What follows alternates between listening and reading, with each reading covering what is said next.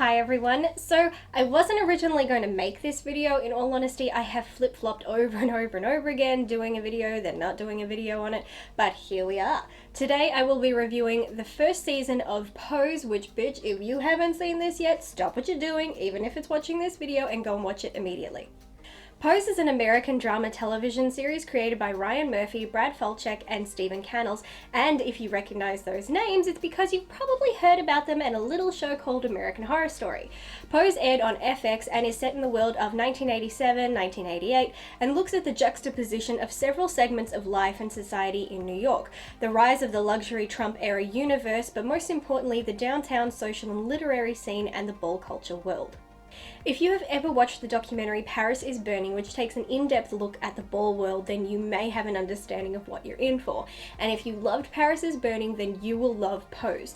If you have never watched it and don't even know what the hell a ball scene is, then I shall explain.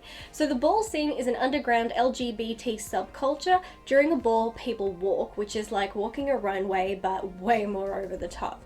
You walk categories and compete for trophies, and some categories even include dancing, especially voguing.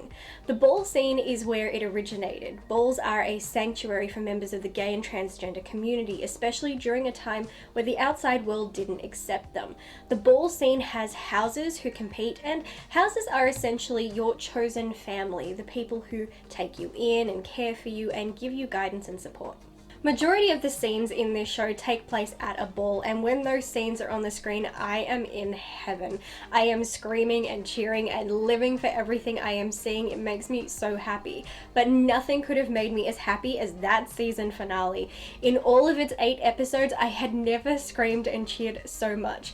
Every moment I was screaming, "Give me more!" And then the bitch went and gave me so much more, I could barely handle it. That was one of the best season finales I've ever seen. It had so many characters coming full circle since the first episode. Everyone has grown, is ready for what's to come. It was exciting from start to finish. When a series has so few episodes, it's really easy to point out what episodes you don't like because there is so little to choose from, meaning you can be laser focused on each one more easily. But to be honest, there hasn't been a single episode I've hated or disliked. There have been plots I didn't love. For example, I don't like the Trump stuff. It's not very prominent, but what is included I don't like. It's not necessary and feels more about sticking it to Trump than about creating these parallels, which are there, but I don't feel like that's the main point. Ryan Murphy already has started doing the Trump stuff in AHS. He didn't need to bring it into this too. It feels like every show is taking it upon themselves to make digs at Trump and the culture he has created, and I'm entirely over it. I'd rather everyone just ignored him, stopped giving him attention until him and his stupidity is snuffed out. With so many reboots on the air or about to be on the air or now in the works, I have been begging for something new and fresh, because if I see one more reboot, I will snap. But then my brother introduced me to this, and dear Lord, I couldn't be happier. This is everything that I wanted, and it's something that we need. People were recently losing their shit because Scarlett Johansson was cast to play a transgender woman in an upcoming movie. She's not anymore. And everyone is talking about casting more transgender actors to play transgender characters, which makes sense, but that's a slippery slope because you're pigeonholing them only to play those roles, and that's not fair.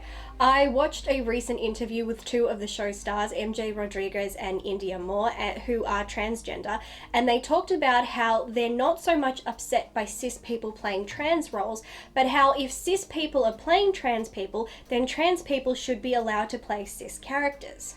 Which is an entirely valid and excellent point that I agree with.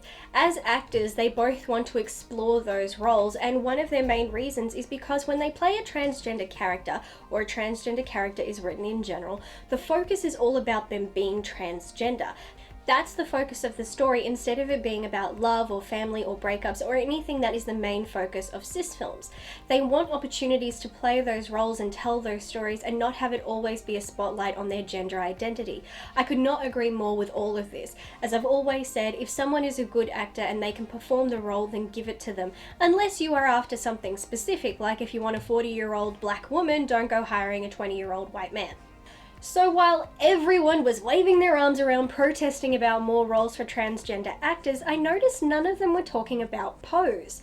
This TV series includes over 50 transgender characters and is the largest transgender cast ever assembled for a scripted series.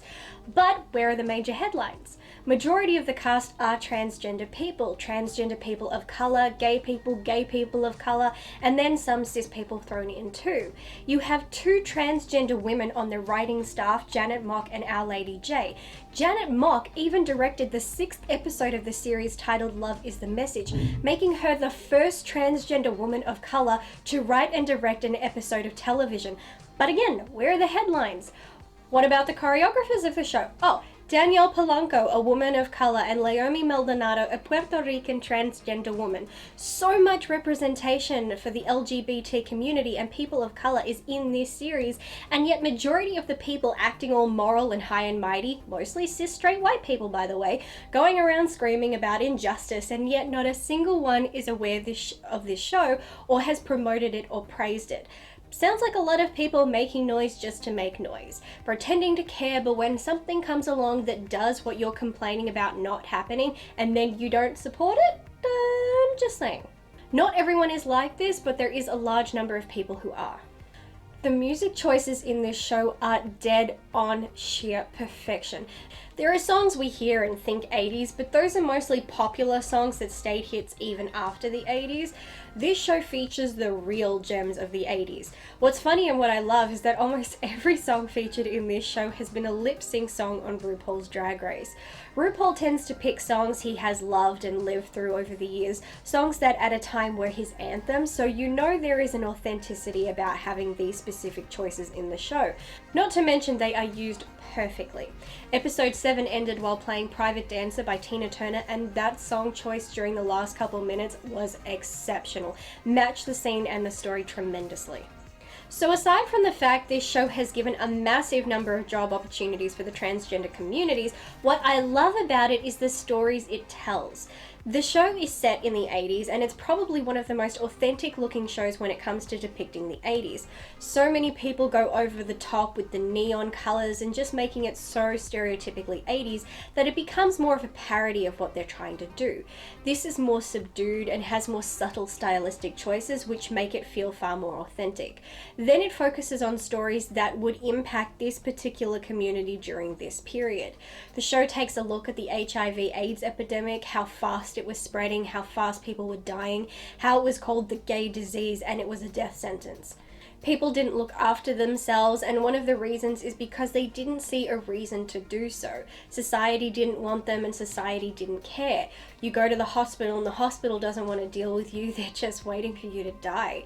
It was heartbreaking to watch the depiction. It was raw and confronting in a way I really appreciate. It discusses what it means to identify as transgender and the struggles that entails.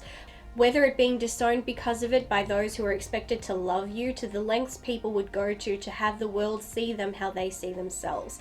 The show even dedicated an episode to sex change operations and the impact of them. It talks about the struggles of the community, and I don't just mean about white people against people of color or straight people against gays, but I mean gay versus transgender, which I didn't know was a thing until watching Drag Race. I just assumed this community looked after their own, but I was wrong. While gays were fighting to be accepted by straight people, transgender people were fighting to be accepted by the gay community, which is fucked up on so many levels. I don't understand inner community fighting. I hate when minorities turn on minorities. You know how it feels to be treated as less than human, so how can you go and do it to someone else? It disgusts me. Gay people viewed transgenders as freaks and people with mental problems, seeing them exactly how straight people saw them, which is something that still happens even today, and it breaks my heart.